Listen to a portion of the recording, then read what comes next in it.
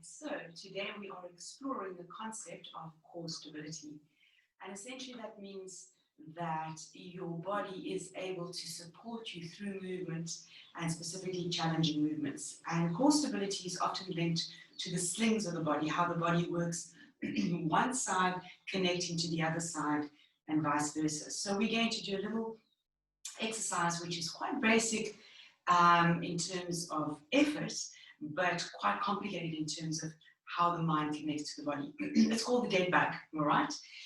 You might want to get yourself a rolled up towel for a bit of head support or a little cushion if that's necessary. So we're going to come to on our backs and we're going to bring our legs up to tabletop and our arms up. And this is literally where the dead bug concept comes from.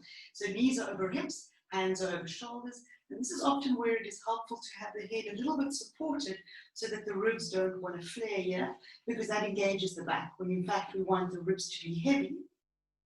And throughout the exercise, you want your lower back to remain flat. So also be careful of the arch starting to develop through the lumbar spine. So keep your lower tummy drawn down to imprint your lower back, and your tailbone is heavy. So the arms are up above the chest. We're going to take an inhale. As you exhale, you're going to take opposite arm and leg away from your center. So right arm, left leg extend, arm butt in line with ear, leg at about a 45-degree angle. And then we inhale to come back, and we exhale, right arm, left leg extends. And you're going to continue this. You want to go slowly because we want this to be a mindful exercise where we are really aware of how the body is responding to the movement of the limbs away from your midline.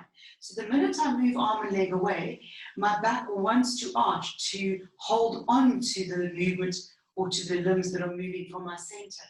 So that's where the core has to be engaged. By core, I mean keeping ribs down and keeping navel nice and flat towards the spine. And then we exhale, we take opposite arm and leg out.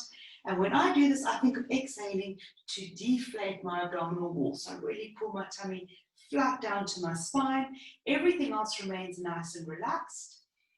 If you want to challenge yourself, after a while, you could take the leg lower.